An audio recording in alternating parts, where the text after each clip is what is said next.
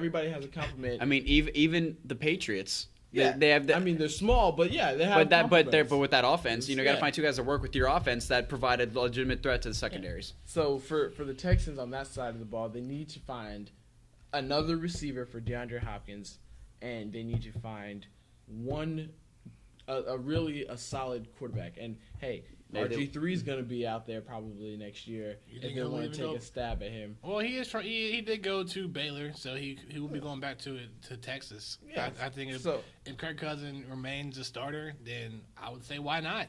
Colin Kaepernick may be out there next year. I think we talked about this. They're not going to let him go. They're going to pay him that money. They got to pay him that money. Well, I mean, I know there's going to be people out there that could be taken. We'll just have to see exactly how it goes. But then, going on from that game, let's change topics. Let's flip it a little bit. But we're going to keep on the AFC South. Colts, devastating loss to the Steelers, 45-10. But what's even more devastating is now they don't have either of their quarterbacks. We don't know an update yet, unless you can find an update on what's going on with Hasselbeck. But right now, what we're looking at is 10:45, and I said it before, and I'll say it again. Without Hasselbeck, this team isn't going anywhere. Well, he's questionable. He's questionable. He suffered shoulder and neck injuries in that game. Status is uncertain. Neck injury, that's not something that you can just overlook like that. Exactly. But honestly, besides the fact the Pittsburgh Steelers just played great. That was, great game. D'Angelo Williams. Elite quarterback, throwing 364 yards and 4 touchdowns. D'Angelo Williams, who I know he played in Carolina, is a good running back. He's definitely stepping up. Let me stop you right there. How does that make you feel? What? That you let Steve Smith go, he balls. You let D'Angelo Williams go, he balls. How does that make you feel? How could you imagine what your team could be like with them both?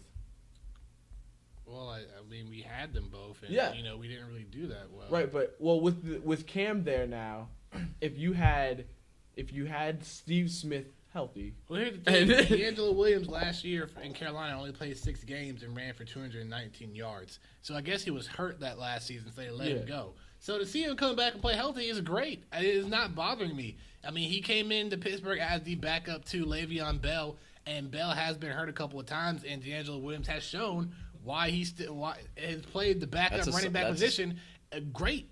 And his running style works with Pittsburgh's offense because they're so busy on protecting the pass from Ben Roethlisberger that they don't even see D'Angelo Williams running the ball like that.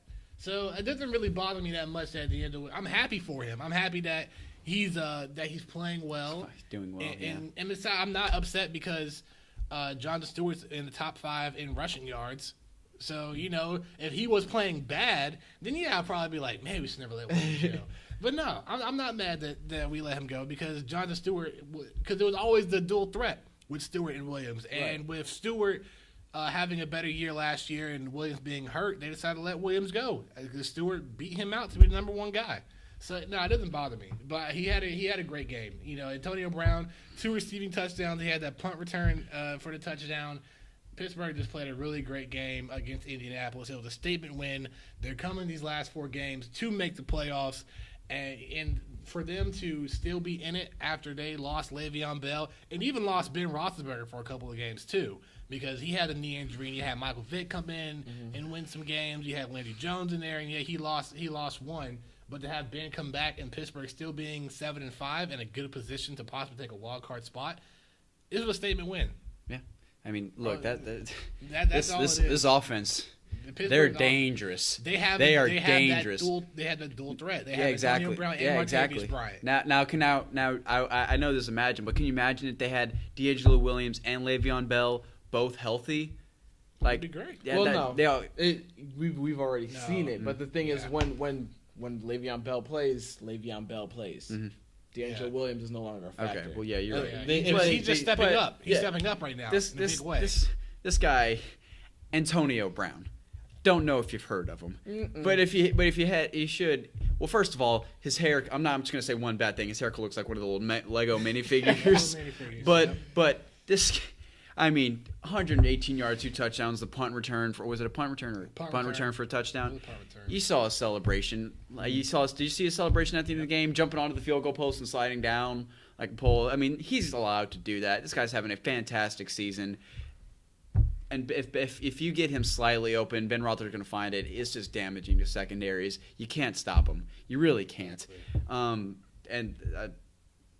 Like I said for Indianapolis, all hope is not lost. Like I said, that division is still wide open for them to take. Mm-hmm. But now they're back. Was Charlie Whitehurst? Yep. Yes, Charlie Whitehurst. Last time seen, he was competing with Wilson in Seattle for the starting job. Really? Yes. Okay. Yes. All right. So, I don't know what left to say for Indianapolis. T.Y. Hilton only had 36 yards this game, so I guess credit to Pittsburgh's defense, which has been stepping up at points this season too. So I don't. Who does Indianapolis look to in a time like this? Your head coach, Charlie Whitehurst. No, honestly, you look to your head coach. You look to the leaders of you have other leaders who are supposed to step up. You have to look to Andre Johnson. He's been in the league for quite some time. He should be one of the leaders out there. Frank Gore too. Frank Gore. You have to look to your veteran leaders to help keep this thing intact, and especially you have to look to them to help your quarterback. Right. They have to step up bigger. The worse your quarterback, the more you got to step up. Right. And that's what they have to do in this for something like this. So I definitely see that he needs to. As I said, if Andrew Luck or Charlie Whitehurst play for the rest of this season, the Colts are going nowhere. I'm telling you that right now. Hasselbeck is your best option to get to the playoffs. Nobody else plays the quarterback on that team better than he has been playing. They play a lot better with him. Andrew Luck, I don't know what it is. Maybe you're not a franchise quarterback. You heard it here first on the game plan. Maybe we spoke too soon about you too. I'm not saying that. I'm just saying. That's him. I'm just saying you may be a choke artist. Bold it's statement. Okay if you Bold are statement. a choke artist. Bold statement. I'm just Maybe you saying. should go to the Bears. I'm saying is that this year you haven't really had it, and every year that they need you to have it, you also don't have it. You may be getting further in the playoffs, but when it counts under those lights, where have you been? You've been lost. Feeling the deflated footballs. Now, Look, where art thou now that I need you? Yeah. Now, granted, I get on the bench. Hurt. I get it. The fact that in the playoffs, the team you lost to is the same team every year. I get that. So I won't take too much off because there's no shame losing to the Patriots. But you don't just lose to the Patriots. You get destroyed by the Patriots. You understand what I'm saying? So at this point, I'm looking at it, and I just don't believe Andrew Luck can get it done. He's just numbers. Andrew Luck is numbers. He's good at putting up numbers, but as far as in the win column, he is not the guy. I'd rather take Matt Hasselbeck with less numbers, who's going to give me the W, than take Andrew Luck, who's going to give me all these numbers and still lose. And this is why I'd rather take Matt Hasselbeck for the rest of this season to take me where I get to. Now, Andrew Luck, that can change. You can end up being more accurate, less accident-prone, less turnover-prone, stop holding onto the ball so long, not taking as many hits. You can do all these things. You can change up your game, and then we can have a conversation about you. But for right now, I don't want to have a conversation about you. I want to talk about Matt Hasselbeck, and that's exactly who I am going to talk about.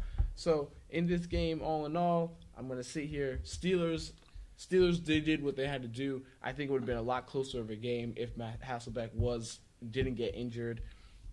But he got injured in the fourth quarter, like toward the end of the game, though.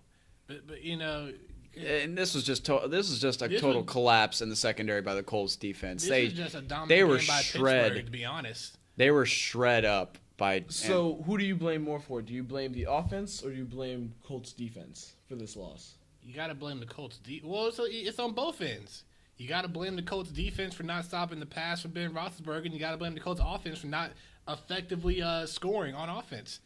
It was a 45-10 game. This is a lot of things. The defense couldn't stop the pass, and the offense couldn't score. Yeah. Okay, so when you're looking at it, was the Steelers' defense that good, or was the Colts' offense just that bad on this particular day? Because the Steelers it's not the steel curtain. They don't have that. It's not the steel curtain, but they still got a good defense.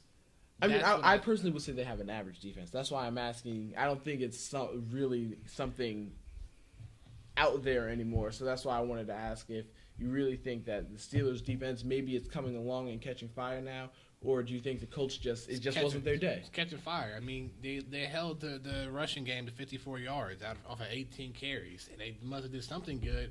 I mean, here's the thing. Matt Hasselbeck had 26 passes. He threw the ball 26 times. That's average for any quarterback, any game. Right. So the 2 interceptions, too, So, yeah, when he was in. It was Pittsburgh's defense. Of course, they're not the steel curtain, but they were playing really well, and they're catching fire at the right time. Look, they're playing well. They're playing enough to let their offense explode for these games like this. And I'm going to answer the question. It's a culmination of both. It's just a total lack of defense on Indianapolis and a total lack of offense on Indianapolis. And, Pittsburgh capitalized on their mistakes. They swarmed when they need to. And Indianapolis could not find anything offensively. And Pittsburgh found everything offensively, going for rushing for 158 yards total. D'Angelo Williams 134 of those, and 364 total receiving yards. 2 guys over 100 yards, both with the touchdown. Antonio Brown with 2, and then 1 on the special teams. Everything was clicking for that offense. Their defense did its job. They did what they needed to do, and the Colts could not do anything. Yeah. So, mix of both. Yeah.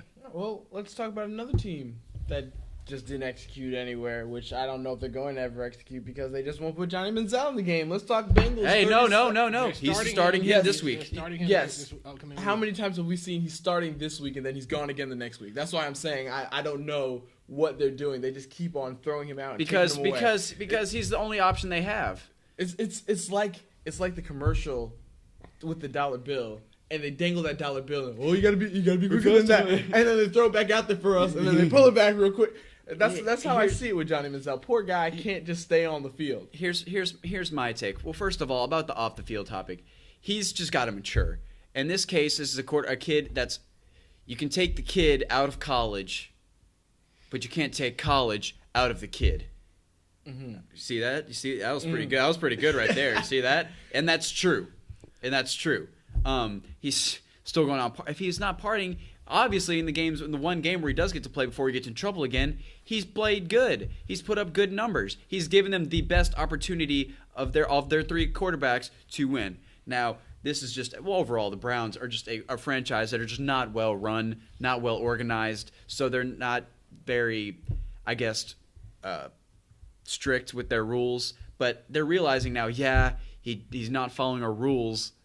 But he's our best option with McCown gone. And so they're just coming up to realize that. And, as we can see by the scoreline, this is just total domination by Cincinnati. Total dominate. Andy Dalton, 222 yards, 2 touchdowns. Jeremy Hill, 98 yards and a touchdown. They just did what they needed. Kind of like the same thing Colts, Steelers. They just pounced on the Browns' weaknesses, which is everything. 2-10 on the season. You've got to... The Browns have any hope of going 6-10, lies in Manziel. Yeah. Well, let's start with the Bengals real quick. They just played a good game. Yeah. I mean, Andy Dalton, 2 touchdown passes with a touchdown run. Jeremy Hill, almost never 100 yards, rushed for a touchdown. They were just clicking. You didn't really know what you were going to get from Austin Davis because this was his first start. I didn't even know this guy until they announced him as the starter. I mean, looking at Austin Davis, this is his 4th season in the league. I guess this is his only game being played. He played 10 games for St. Louis last year. I didn't even know that. So I think you didn't know what you're going to expect from Austin Davis. You knew they were going to lose the game because you didn't know what he had to offer. And Cincinnati's playing so good right now. You got to think about it. They are currently right now the number 1 team in the AFC because Patriots just losing those 2 there puts them in the number 2 spot. Yeah. So I think Cincinnati's played a good game at the end of the day. You didn't know what you were going to expect from Austin Davis. I didn't even know who the guy was. Browns are just playing for the lottery pick at this point. They're going for the number 1 pick. It was just a good game by the Bengals, and not knowing what to expect from Austin Davis. Yeah, he had 230 passing yards, but 1 interception. He was sacked 3 times. He didn't really have a guy to pass the ball to. At the end of the day, it was just more –